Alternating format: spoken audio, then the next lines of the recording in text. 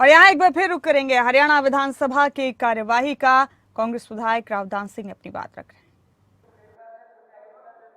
दे दो, आप दे दो, दे दो। अरोड़ा जी। माननीय उपाध्यक्ष महोदय, मैं आज माननीय सदन के सदस्यों के सामने प्राकृतिक खेती के ऊपर कुछ बात रखना चाहता हूं। 1 घंटे का विषय है, मैंने उसको 3 मिनट में ही समेटने का प्रयास करना है।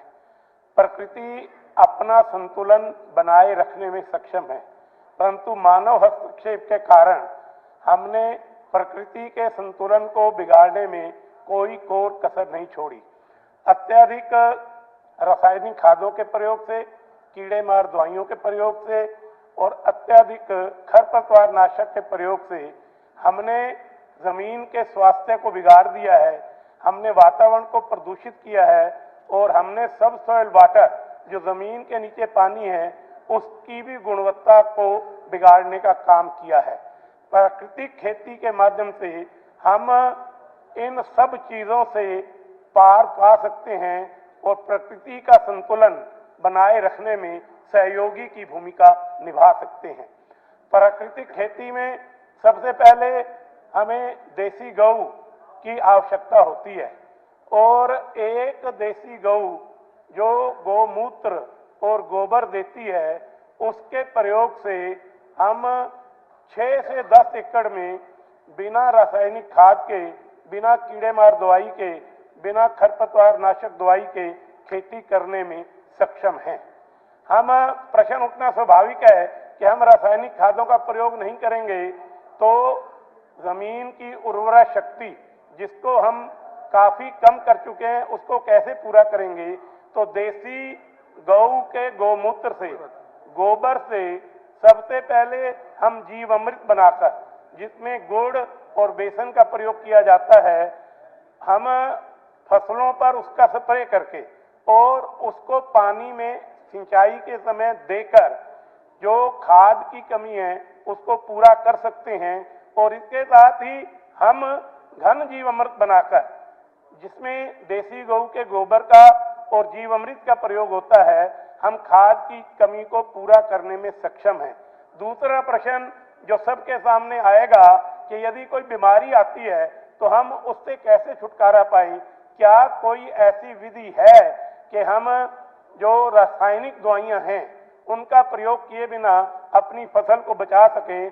तो उसमें मैं सदन के माननीय सदस्यों को यह निवेदन करना चाहूंगा कि नीम का प्रयोग, नीम अस्तर के रूप में नीम के पत्तों का प्रयोग करके हम छोटी बीमारी, छोटे कीड़े के ऊपर नियंत्रण पा सकते हैं।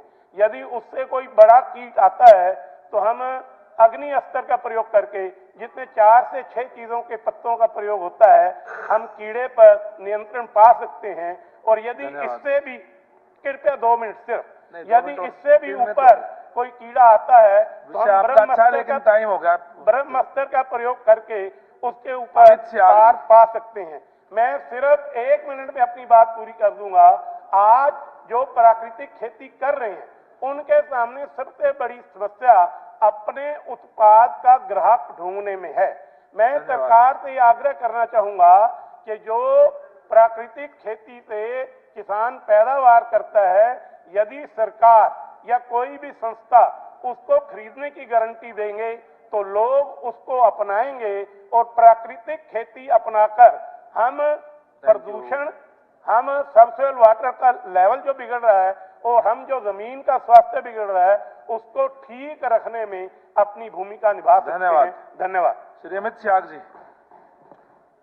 अध्यक्ष महोदय, सर्वप्रथम तो मैं आदरणीय मुख्यमंत्री जी का धन्यवाद करूंगा कि उन्होंने मेरे 3 साल के संघर्ष के बाद मेरी मांग को मानते हुए डवाली को पुलिस जिला घोषित करने का काम किया। उसको आगे बढ़ाते हुए मैं चाहूंगा कि सबसे बड़ी आवश्यकता जो इस पुलिस जिले में है कि भी एक स्थायी रूप से एडिशनल सेशन जज की नियुक्ति डवाली में की जाए। जो सिरसा जिला है, एनडीपीएस के केसेस बढ़ते हुए, जितने केसेस बढ़ रहे हैं उसको मद्देनजर तकरीबन 60% केसेस डवाली और कालावाली के हैं। जो अंतिम छोर का गांव चौटाला है वो तकरीबन सिरसा से 90 किलोमीटर पड़ता है और हमारे पास यहाँ पर कोर्ट की भी, ऑफिस की भी, रेजिडेंस की भी सुविधा है। तो सही मायने में एक पुलिस जिले के रूप में कारगर करने के लिए एडीजे की स्थायी नियुक्ति होनी बहुत आवश्यक है। उसके साथ साथ अध्यक्ष महोदय, अमृता देवी बिश्नोई, उनसे मैं मानता हूं पूरा क्षेत्र हमारा, जो आने वाली पीढ़ियां हैं, उनके बलिदान से वन्य संरक्षण को लेकर प्रेरणा ले सके। तो मैं मांग करना चाहूंगा कि हमारे यहाँ पर गोरीवाला का जो गवर्नमेंट कॉलेज है, उसका नामांकन अमृता देवी बिश्नोई जी के नाम पर किया जाए। साथ में अध्यक्ष महोदय, जो फसल बीमा योजना है, जिसके तहत मैं मानता हूं प्राइवेट कंपनियां तो मालामाल होती जा रही हैं, मगर आए दिन किसानों को धरने पर बैठना पड़ रहा है, संघर्ष करना पड़ रहा है मुआवजे के लिए। तो मैं मांग करता हूं 2020 से लेकर 22 तक की जितना भी मुआवजा है सरकार इन कंपनियों से रिलीज करवाने का काम करे। साथ साथ जिस प्रकार से ये कंपनियां जो प्रीमियम है वो तो समय सीमा एक तय कर देती है किसानों पर उनका जो मुआवजे देने के लिए सरकार उनको बाधित करे कि एक समय सीमा के तहत उनको मुआवजा किसानों को भी देने का काम करे। अध्यक्ष महोदय, मेरे क्षेत्र में अधिकतम नहरों की जो टेल है डबाली हल्के में पड़ती है। दुर्भाग्यपूर्ण वर्ष 2014 से भेदभाव की नीति के चलते जो 10 हिस्से पानी मिलना चाहिए, केवल 3 हिस्से पानी टेल पर मिल रहा है। इसका भी मैं स्पष्टीकरण सरकार से चाहूंगा। और खास करके जो बाढ़ की स्थिति पड़ी, घग्गर जो उफान पे थी, मैं कई समय से ये मांग उठाता रहा हूं कालवाना खरीफ चैनल को बनवाने के लिए, रक्ता खेड़ा खरीफ चैनल के एक्सटेंशन के लिए। अगर मेरी बात को माना गया होता तो इस आपदा को हम कंट्रोल कर सकते थे और साथ में मैं मानता हूं सैकड़ों किसानों को घग्गर के पानी का लाभ मिल सकता था।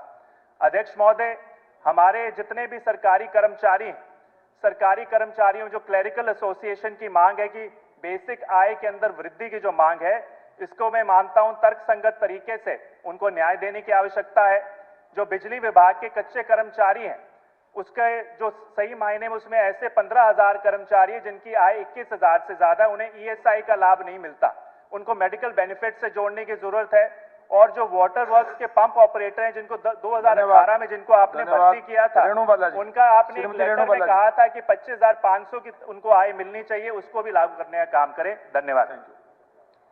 अध्यक्ष महोदय जी, मैं तो अपने हलके की बात करूंगी। सबसे पहले तो मैं आपके माध्यम से माननीय मुख्यमंत्री जी से कहना चाहूंगी, अभी यहाँ पर नहीं है, कि जब से भाजपा की सरकार बनी तो उस टाइम हमारे माननीय मुख्यमंत्री जी सढौरा में अपने स्वास्थ्य केंद्र में गए थे और वहाँ पे घोषणा करके आए थे कि उसको अपग्रेड किया जाएगा।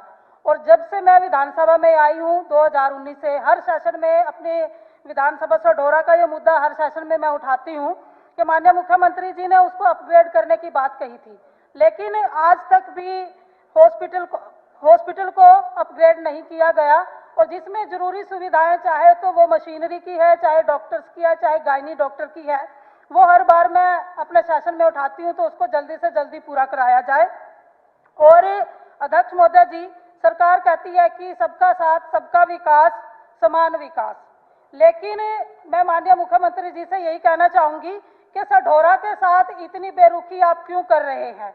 जब विधानसभा में हर विधायक को 5 करोड़ देने की बात कही गई, सढौरा में तो माननीय मुख्यमंत्री जी रहे भी हैं, वहां पे उनके और भी साथी हैं, तो सढौरा के साथ इतना अनदेखी क्यों कर रहे हैं? 5 करोड़ देने की बात कही गई थी, लेकिन मेरी विधानसभा में अभी तक वो 5 करोड़ रुपए अभी तक पूरे नहीं दिए गए, जिससे मैं अपने हल्का सढौरा का विकास करा सकूं। तो वो पैसे मुझे जरूर दिए जाएं ताकि मेरे हल्का सढौरा का विकास हो सके। और परिवार पहचान पत्र, एक ये पीपी जो सरकार ने लागू किया, ये जनता की गले की फांस बन चुका है। इसको दुरुस्त किया जाए ताकि लोगों को सुविधाएं मिल जाए और उनकी मूलभूत सुविधाएं जो हैं वो खत्म ना हो। और सढौरा में बहुत सारी बरसाती नदियां हैं जिनका पानी बारिश में लोगों के घरों में चला जाता है और लोगों की जो किसानों की फसल है वो ज्यादातर खराब हो चुकी है। उनको नदियों के किनारों को पक्का करा के उनको ऊंचा उठा के उसका प्रबंध किया जाए ताकि लोगों को आने वाले समय में दिक्कत ना हो। और अध्यक्ष जी, सढौरा में एक अपना कमेटी बनाई गई है जो कि पहले पंचायत थी, तो वहां पर लोगों की डिमांड है कि उस कमेटी को तोड़कर पंचायत बनाई जाए ताकि सढौरा का समान विकास हो सके, क्योंकि जब से कमेटी बनी है वहां पर ना तो प्रॉपर काम हो रहा है और जितना भी काम हो रखा है वो चाहे वो सीवर का काम हो, चाहे नालियों का काम हो, बहुत ही खस्ता हालत में काम किया जा रहा है। इसकी आप विजिलेंस इंक्वायरी भी करवा सकते हैं, जिससे लोगों को संतुष्ट किया जाए। और अध्यक्ष जी, एक मैं कहना चाहूंगी कि बेटी बचाओ बेटी पढ़ाओ का नारा सरकार ने दिया, इस नारे को तो आप बंद ही कर दें, खत्म ही कर दें, क्योंकि जो हमारी बेटियां आज आशा वर्कर हैं, आंगनवाड़ी वर्कर हैं या हमारी टीचर्स हैं। सर अभी तो मैं अभी किया, अभी टाइम मेरा खत्म नहीं हुआ सर, तो आप श्री जयवीर सिंह जी। प्रॉपर नौकरी पे अपनी उनकी जो वेतन है उनको बढ़ा के दिया जाए और उनको पक्का किया जाए। आप कोई चीजें लिख के दे दें। जयवीर जी।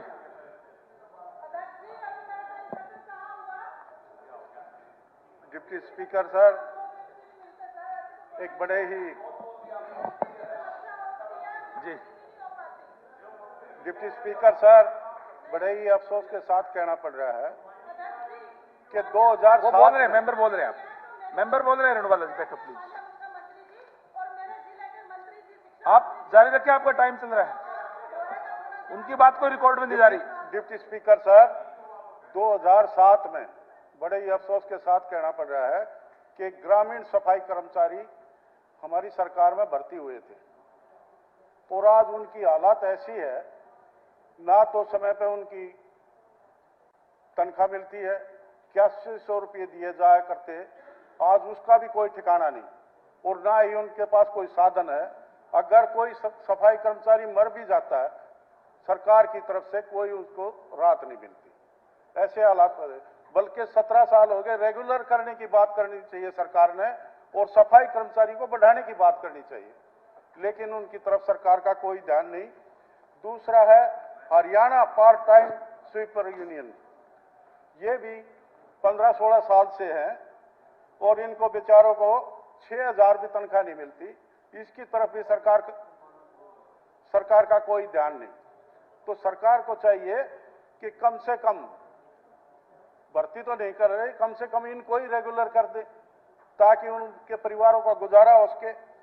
और इसके साथ ही मैं कहना चाहूंगा, मेरे खरखोदे हल्के में एक सड़क है, सोनीपत से लेके वाया बिदलान ककरोई होते हुए, और उसका काम हमारी सरकार में शुरू हुआ था सड़क का, लेकिन 6 किलोमीटर का टुकड़ा 3 डिपार्टमेंटों में उलझा हुआ है, आज तक नहीं बन पाया उसको। और हम मीटिंग भी बुलाई थी सोनीपत सुरेंद्र पवार ने और हमने अधिकारियों की, कोई एक्शन या कमिश्नर वहां हाजिर नहीं हुआ, एक दूसरे पे टालते रहते, बल्कि उसके ऊपर तो पूरा सरकार ने एक्शन लेना चाहिए कि क्यों नहीं हो पाया, क्या कमियां है। आए दिन उसके ऊपर पैसा तो मंजूर कर देते हैं, ठेका भी दे देते हैं, लेकिन वो पैसा कहां जाता है, एक 6 किलोमीटर का टुकड़ा नहीं बन पाता। तो ऐसे हालात है।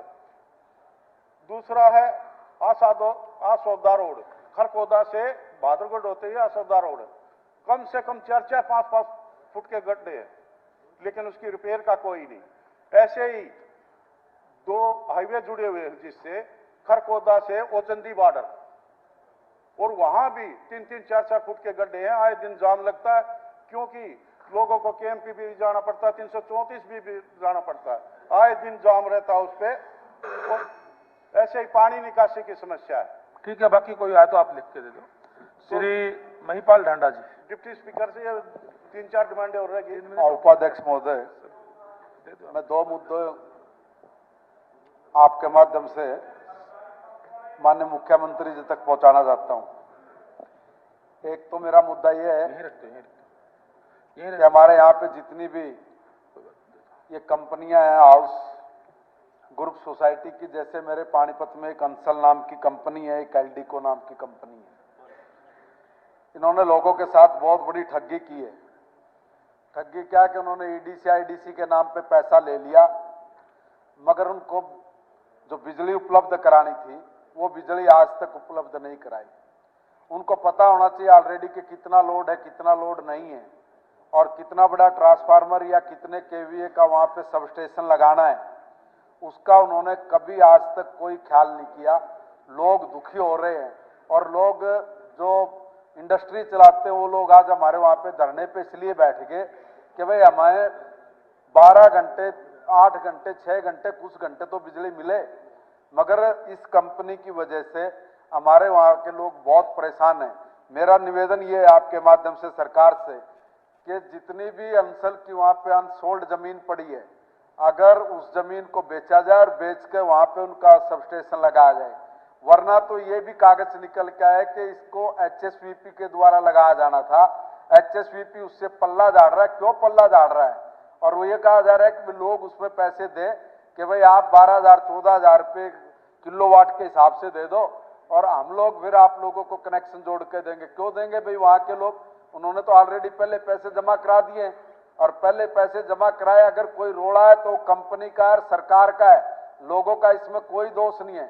इसलिए आपके माध्यम से मैं निवेदन करता हूं सर कि आज शाम तक या कल तक हमारी वो लाइट जोड़ी जाए, वहां पर जो लाइट की फ्लक्चुएशन है उसको तुरंत दुरुस्त कराया जाए। एक बात ये थी सर। दूसरी बात मेरी ये है कि कुछ लोग, हमारा पोल्ट्री का जो हरियाणा प्रदेश में उद्योग है, किसी को पता नहीं पोल्ट्री फार्म क्या है, उसमें अलग अलग तरह की चीजें सर, उसको एक ही डंडे से हाँक रहे हैं। किसी ने, पॉल्यूशन बोर्ड वाले ने एक कानून बना लिया अपना अलग से, और वो कह रहा है कि भाई देखो भाई, इतना अगर पोल्ट्री फार्म चालू करना है ना तो पोल्ट्री फार्म चालू कर, चाल गोगी तू चाल। पोल्ट्री फार्म अगर तना चालू करना है तो कंप्लेशन रिपोर्ट लिया तहसीलदार से, सीपीसीबी की गाइडलाइन करो, डायरेक्टर कौन इसमें, पार्टनर कौन है, एक पैन कार्ड भी लिया भाई, सिग्नेचर स्पाइस का भी लिया, site plan, building plan, manufacturing plan, electricity connection, बेरनी क्या क्या उठपटांग चीज मांग ली। ऐसी करके यार 20-22 चीज हैं, उसको यही नहीं पता, जो भी कोई ये गाइडलाइन जारी करवा रहा है पोल्यूशन डिपार्टमेंट में, कि भाई एक फार्मर है और उस फार्मर ने तो 20x20 के 4 स्टीर डालेगा, कड़ी डालेगा और करेगा, कहां से साइट प्लान लेके आएगा? कह रहे कि CLU लो। अरे CLU कहां से CLU लेगा? और उसकी जमीन की कितनी कॉस्ट है उसके ऊपर जोड़ के न करो। सरकार की तरफ से क्या किसी कभी ने पोल्ट्री उद्योग को 1-5 पैसे की भी मदद हुई है? मदद होने की बजाय उल्टा उस इंडस्ट्री को तबाह करने के लिए जिस प्रकार का काम हुआ है, सर मैं निवेदन करूंगा कि उस पर विशेष तौर पर ध्यान दिया जाए। ये दोनों बहुत गंभीर मुद्दे हैं, इन दोनों गंभीर मुद्दों के ऊपर सरकार जरूर चिंता करे। और जो हमारे लोग दुखी है बिजली के बिना, जो ये कंपनियां, इन कंपनियों को डंडा चढ़ाओ कि भाई इन कंपनियों वालों ने जो भी कोई लोगों को नुकसान कर रहे हैं उसको तुरंत ठीक करके दिया जाए। आपका धन्यवाद। धन्यवाद। माननीय स्पीकर महोदय, आपका बहुत धन्यवाद जो आपने मुझे बोलने का मौका दिया। माननीय स्पीकर महोदय, मैं आपके माध्यम से माननीय मुख्यमंत्री जी का और पूरी सरकार का आभार व्यक्त करता हूं, जो 1966 से जब से हरियाणा बना है तब से एक लंबी मांग अनुसूचित जाति के कर्मचारियों और अधिकारियों की थी कि क्लास 1 और क्लास 2 में रिजर्वेशन दिया जाए। हरियाणा के गठन के बाद 1979 में चौधरी देवीलाल जी ने पहली बार क्लास 3 और 4 में दिया, और उनके बाद माननीय मनोहर लाल जी का मैं विशेष तौर पे धन्यवाद करना चाहूंगा कि ऐतिहासिक काम करके हरियाणा के लाखों कर्मचारियों और अधिकारियों को न्याय देने का काम किया है। माननीय स्पीकर महोदय, मैं आपके माध्यम से अनुरोध करना चाहूंगा कि पटौदी के 2-3 ऐसी सड़क है जो बहुत ज्यादा गंभीर हालात है, उसके कोई चल भी, पैदल भी नहीं चल सकता। पटौदी मंडी से फरूखनगर वाया महचाना मुसेतपुर और हमारी एक पचगांव से लेके और हमारी फरूखनगर तक है, ये दोनों बहुत बुरे हालात में है। मेरा अनुरोध आपके माध्यम से कि दोनों सड़कों को सरकार बनवाने का काम करे। माननीय स्पीकर महोदय, मोदी है तो मुमकिन है, मनोहर है तो मुमकिन है। कासड़ के किसानों को कभी न्याय नहीं मिल सकता था, सुप्रीम कोर्ट ने 91,30,000 रुपए दिए और यही माननीय मुख्यमंत्री जी ने घोषणा करके आज वहां उनको न्याय देने का काम किया, और आज उनको करीब करीब प्रति किसान प्रति एकड़ 2.25 करोड़ रुपए का लाभ होगा। ये एक बड़ा काम माननीय मुख्यमंत्री जी ने और हमारी सरकार ने किया है। मैं माननीय मुख्यमंत्री जी का इसके लिए भी विशेष तौर पे आभार व्यक्त करता हूं। माननीय स्पीकर साहब, आपके माध्यम से मेरा क्वेश्चन था एक कि मानेसर और पटौदी के जो 29 गांव मानेसर के और 10 गांव पटौदी के, उनके लाल डोरे के अंदर का तो आपने अप्रूव उत्तर में कहा, मान लिया। अभी माननीय मंत्री जी से बात हुई है, माननीय मंत्री जी ने कहा भी है कि अप्लाई कर दे एक्सटेंडेड लाल डोरा, उनको हम अप्रूव कर देंगे। मेरा अनुरोध ये है कि एक्सटेंडेड लाल डोरा को ही, क्योंकि कारपोरेशन बना है पहली बार मानेसर, उनको एक्सटेंडेड लाल डोरा को जो बना हुआ है, क्योंकि आधी प्रॉपर्टी 30,000 के लगभग लाल डोरा के अंदर है और 30,000 के लगभग एक्सटेंडेड लाल डोरे में, सबके सबको जिस दिन निगम का गठन हुआ उस डेट को कॉन्स्टिट्यूट मानी जाए, उनको नियमित माना जाए, बशर्ते कि वो किसी पंचायती कब्जे में किसी का निजी तौर पे ना हो। इसी तरह यही ये माननीय स्पीकर महोदय, श्री विनोद धन्यवाद। अध्यक्ष महोदय, मैं आपके माध्यम से सरकार का ध्यान बेसहारा पशुओं की तरफ दिलाना चाहता हूं। अध्यक्ष महोदय, मैं धन्यवाद करता हूं माननीय मुख्यमंत्री जी का, जिन्होंने गौशाला के लिए, गौ माता के लिए बजट बढ़ाकर 40 करोड़ से 400 करोड़ रुपए करने का काम किया। मगर अध्यक्ष महोदय, इसके बावजूद भी हजारों की तादाद में पशु सड़कों में, बाजारों में हमारा घूम रहे हैं। इन पशुओं की वजह से रोजाना एक्सीडेंट भी देखने और सुनने को मिलते हैं। अध्यक्ष महोदय, इसके लिए मेरा एक सुझाव है, क्योंकि मेरे शहर में तो विशेष तौर पे काफी एक्सीडेंट भी हुए हैं और हमारा पशुओं ने बुरा हाल कर रखा है। इसके लिए मैं एक सुझाव देना चाहता हूं कि बजट तो हमारे पास है, इस बजट से हर शहर में या देहात में जहां भी इस किस्म के पशु हैं, वहां गौ सेवा आयोग के द्वारा गौशालाएं खुलवाई जाएं और गौशालाओं की मदद लेकर ये सारे के सारे जितने बेसहारा पशु हैं उन गौशालाओं में भेजे जाएं, ताकि ये जो रोजाना के एक्सीडेंट हैं इनसे बचाव हो सके। और ये जो बेसहारा पशु हैं जब गौशालाओं में चले जाएंगे तो शहर में व्यवस्था भी, सफाई का भी बहुत बढ़िया ढंग से हिसाब किताब हो जाएगा। इसी में मैं स्पीकर सर आपको कहना चाहता हूं कि कई बार आपने देखा होगा अक्सर कि जहां शहर के बीच में चौक चौराहे में जहां कोई खाली प्लाट पड़ा है